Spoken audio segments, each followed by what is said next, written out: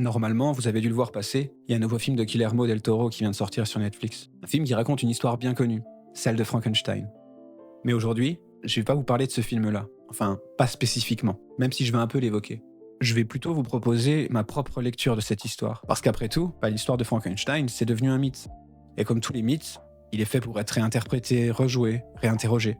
Et donc, moi, à ma lecture, je vais pas la chercher du côté des adaptations hollywoodiennes, ni même du cinéma en général. Je vais plutôt la chercher du côté du texte original de Mary Shelley. Et pour qu'on parte tous du même endroit, je vous refais l'histoire originale en 30 secondes.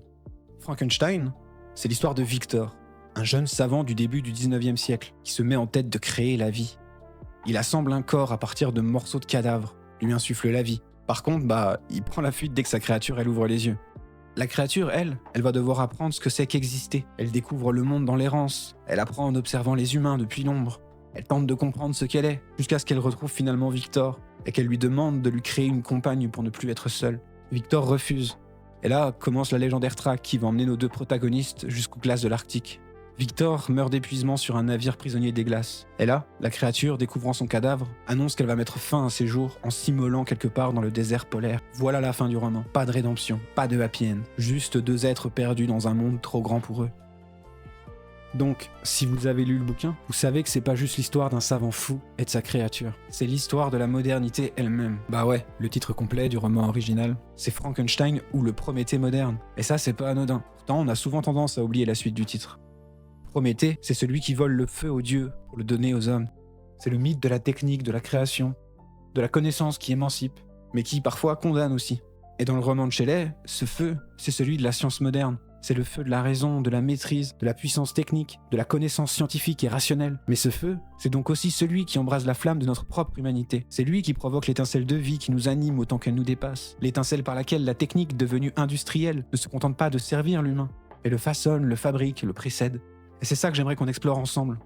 Comment Frankenstein, cette histoire qu'on croit connaître, parle en réalité de notre propre création, de ce que nous sommes devenus dans un monde façonné par l'industrie capitaliste. Ce que je vais vous proposer, c'est pas une analyse littéraire, ou je sais pas quoi. Je vais plutôt vous proposer une manière de relire cette histoire, une relecture qui parle de nous, de notre monde, de la façon dont la technique participe à nous fabriquer, mais aussi à nous détruire. Parce qu'au fond, c'est ce que montre Frankenstein. Cette histoire, elle nous montre ce que ça fait que de naître dans un monde qui nous précède entièrement. Un monde déjà rempli de techniques, de machines, de règles, de systèmes qui nous façonnent, avant même qu'on puisse se former par nous-mêmes. À quelque part, c'est une des questions qu'on va se poser. Comment une créature arrachée à toute transmission, comme le monstre, peut encore devenir quelqu'un dans un monde qui veut surtout en faire quelque chose ?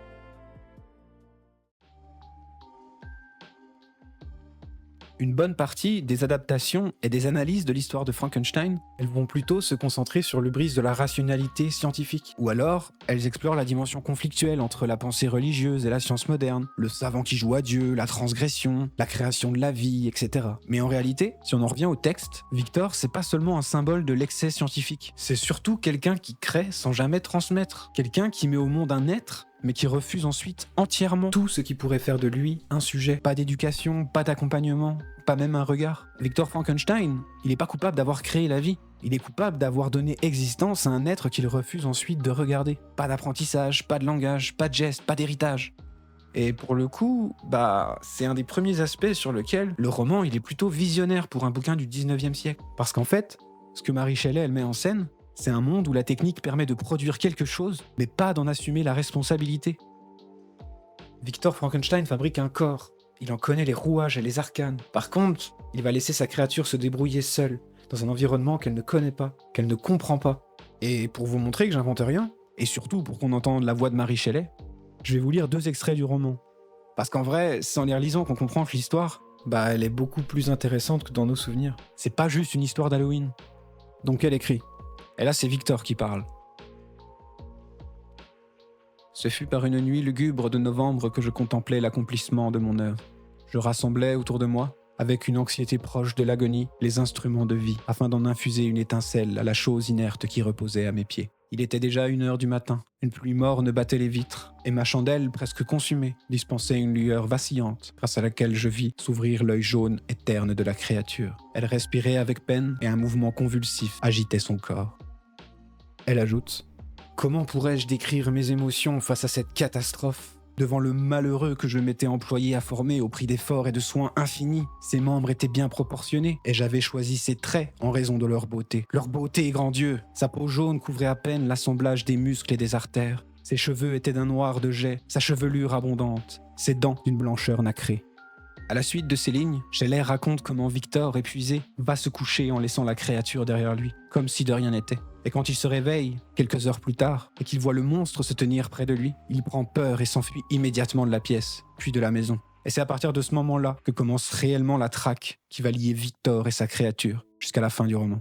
Mais ce qui est fort dans ces passages, c'est que Shelley, elle décrit pas juste un moment de peur ou d'horreur, elle décrit un abandon, un créateur qui, au moment même où son œuvre ouvre les yeux, détourne les siens.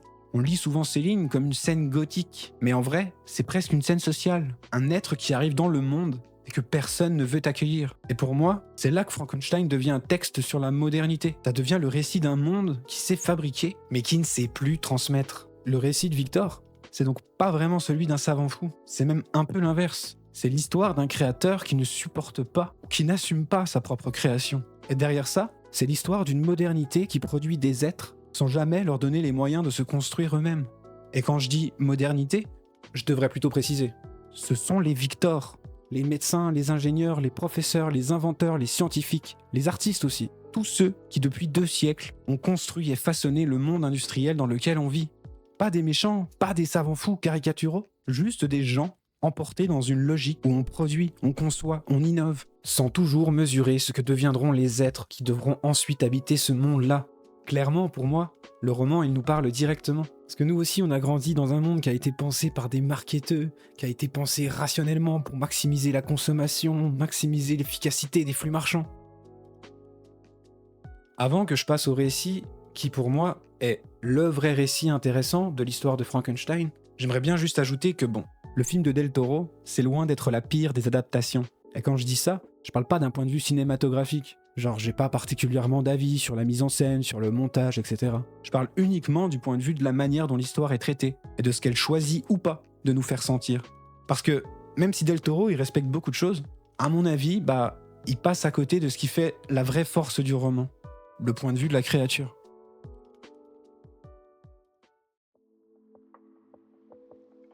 Ce qu'il faut avoir en tête, c'est que dans le livre, le monstre n'est jamais qu'une silhouette qui grogne dans l'ombre. Il parle, il raconte, il explique comment il a vécu ses premiers jours, comment il a appris à survivre, à observer, à comprendre, à désirer, et aussi comment il s'est peu à peu effondré. Et ce récit, c'est un choc quand tu le lis pour la première fois. Parce qu'en fait, tu t'attends à entendre un monstre, et ce que tu trouves, c'est un individu, un mec normal, et assez intelligent en plus.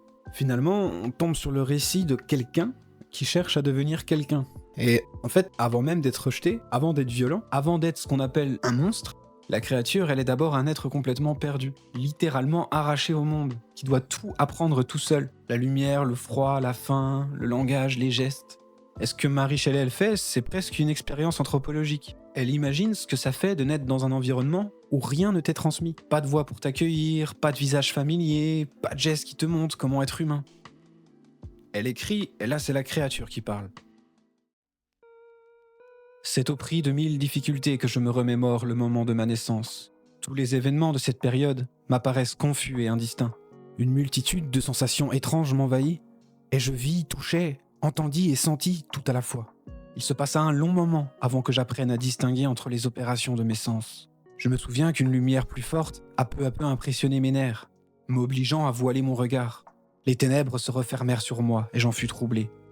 Mais à peine avais-je éprouvé ces sensations que la lumière se déversa à nouveau sur moi. J'avais ouvert les yeux à ce qu'il me semble aujourd'hui. J'ai marché, puis je crois avoir descendu des escaliers. Il s'est ensuite produit une modification importante de mes sensations. Auparavant, j'étais environné d'objets sombres et opaques, impénétrables à mon toucher ou à ma vue. Maintenant, j'étais capable d'aller et venir en toute liberté, sans qu'aucun obstacle ne me paraisse plus insurmontable. Ce qui m'intéresse dans ce passage, c'est que Shelley, elle essaie pas du tout de nous faire peur. Elle essaie de nous faire comprendre ce que ça fait de découvrir le monde pour la toute première fois, mais sans personne pour te dire ce que tu es en train de vivre. C'est une expérience de la naissance, mais une naissance nue, brute, sans langage pour organiser les sensations, sans regard pour te reconnaître, sans main tendue pour t'orienter. Tout est trop fort, trop proche, trop étranger. Et c'est là qu'on se rend compte que le monstre au début, c'est juste un être qui arrive dans un monde où rien absolument rien ne lui est transmis. Quand je relis cette histoire, je peux pas m'empêcher d'y voir un truc qui me parle directement. J'ai 30 ans, j'ai littéralement vu le monde changer sous mes pieds. J'ai connu l'époque où Internet faisait du bruit quand tu le lançais, où les téléphones avaient des touches, où tu apprenais encore des trucs de tes parents parce qu'ils maîtrisaient mieux certains objets que toi. Et puis d'un coup, sont arrivés les smartphones, les réseaux. Et là, pour la première fois, c'est nous qui avons dû apprendre tout seuls. Il y avait plus de transmetteurs, plus de gens qui savaient déjà. On découvrait des outils que personne autour de nous ne comprenait vraiment. Et quelque part, ça crée une sensation un peu bizarre. Alors évidemment, c'est pas celle d'être largué dans un monde totalement étranger, mais celle d'arriver dans un paysage que personne ne peut t'apprendre à traverser. Et la créature, c'est ce qu'elle vit concrètement dans le roman. Parce qu'une fois qu'elle s'est réveillée, et que Victor s'est enfui, elle se retrouve complètement seule. À la suite de ça, comme dans le film de Del Toro, la créature, elle tombe sur une forêt. Et c'est en avançant encore, un peu au hasard, qu'elle finit par repérer une petite cabane collée à une maison plus grande. C'est là qu'elle découvre la famille des Delacet, une famille pauvre mais aimante, qu'elle va observer de loin. Et quand je dis de loin, en fait, elle les regarde à travers une planche mal ajustée, un petit trou dans le mur, une fenêtre minuscule sur une vie à laquelle elle n'a pas véritablement accès. La créature n'apprend pas à parler en rencontrant quelqu'un. Elle n'apprend pas auprès d'un tuteur ou d'un parent ou d'un groupe. Elle apprend en regardant. Elle apprend en observant cette famille silencieusement, jour après jour, comme si elle essayait de comprendre comment fonctionne l'humanité à travers une fissure, à travers un trou dans une planche, à travers un cadre, à travers un écran, avant l'heure. Et je peux pas m'empêcher d'y voir encore une fois notre propre récit, parce que nous aussi, on a grandi un peu comme ça. Pas à travers une tradition vivante, incarnée par des gestes transmis en conscience, mais par des images, par des scènes qu'on regarde sans y participer, par des gens qu'on observe sans jamais pouvoir vraiment leur parler. En fait, on se forme dans un monde où on peut quasiment tout voir, mais on peut dans le même temps rarement toucher. On apprend des comportements, des codes, des manières de bouger, de parler, de penser, à travers des écrans qui nous dessinent le monde.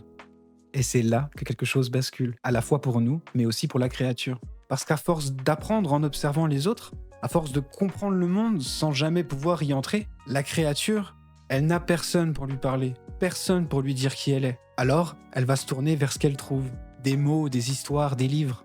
Et parmi ces livres, il y en a un qui va lui faire l'effet d'un coup de poing. Paradise Lost de Milton. C'est là qu'elle découvre Lucifer, et c'est là que son récit devient quelque chose d'encore plus vertigineux.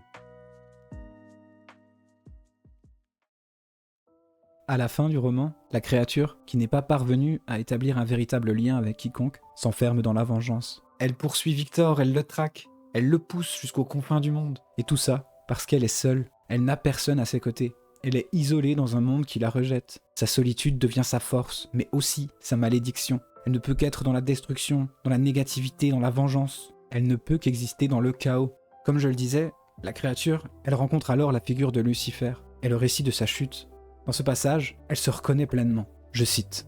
« Autrefois, mon imagination caressait des rêves de vertu, de gloire et de joie. Autrefois, j'espérais follement rencontrer des êtres qui, oubliant ma laideur, m'aimeraient pour les qualités dont je savais faire montre. Je me nourrissais de pensées élevées d'honneur et de dévouement. Hélas, le crime m'a désormais rabaissé à un rang inférieur à celui de l'animal le plus vil. Il n'existe pas de crime, pas de haine, pas de cruauté, pas de misère qui se puisse comparer à la mienne.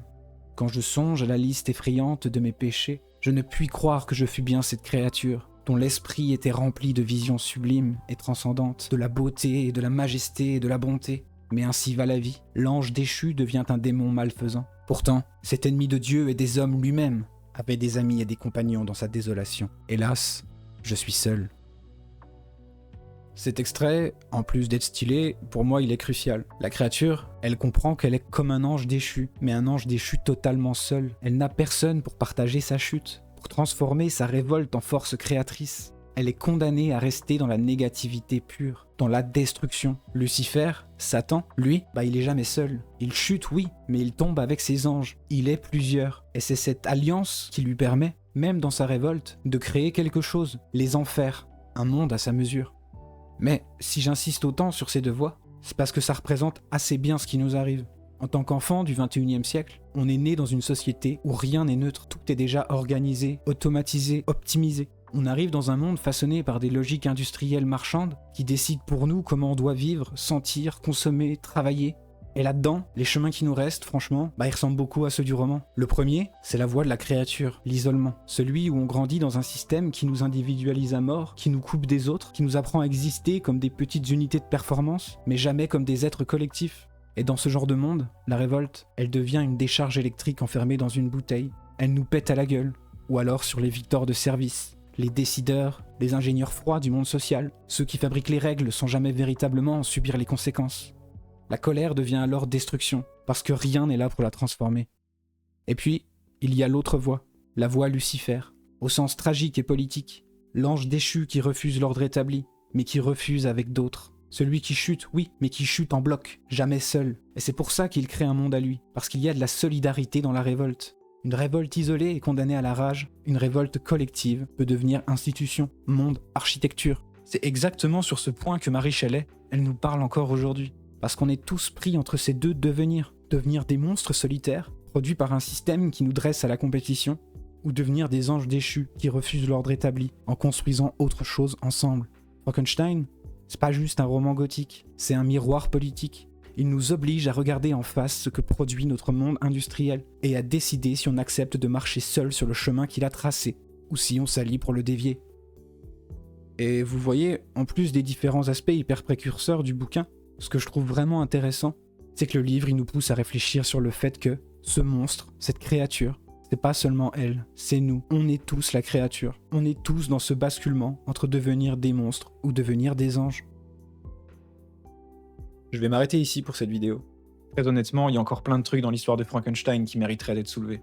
On aurait pu aller beaucoup plus loin dans le détail sur l'expérience de la créature, sur comment elle parvient à s'arracher sa propre individuation. Bref, c'est un texte qui m'intéresse énormément. Et j'espère que je vous aurai donné un peu envie de vous replonger dans le bouquin. Je voudrais aussi préciser que j'ai un peu forcé et assombri mon propos. C'est pas par goût du tragique ou du désespoir ou par pessimisme, mais c'est parce que ma lecture de Frankenstein, elle est très influencée par la pensée d'un philosophe, Bernard Stiegler. En gros, je vous ai proposé une lecture stiglerienne du mythe de Frankenstein. J'ai essayé de concevoir cette vidéo comme une lecture un peu située, un peu biaisée, mais pleinement assumée de Frankenstein à travers Stiegler. Et j'espère que cette manière de faire, elle vous aura plu. À la base, je pensais faire toute ma conclusion sur Final Fantasy VII. Les puants comme moi auront évidemment reconnu les images. Car à mes yeux, FF7, c'est une des adaptations les plus intéressantes du mythe de Frankenstein. Mais du coup, je vais plutôt garder ça pour une vidéo complète. Parce qu'il y a beaucoup trop de choses à dire. Et en plus de ça, j'aimerais bien avoir le temps de muscler un peu mon propos, pour pas juste survoler la question. Voilà, c'était Akoufen. Merci d'avoir regardé cette vidéo. À bientôt.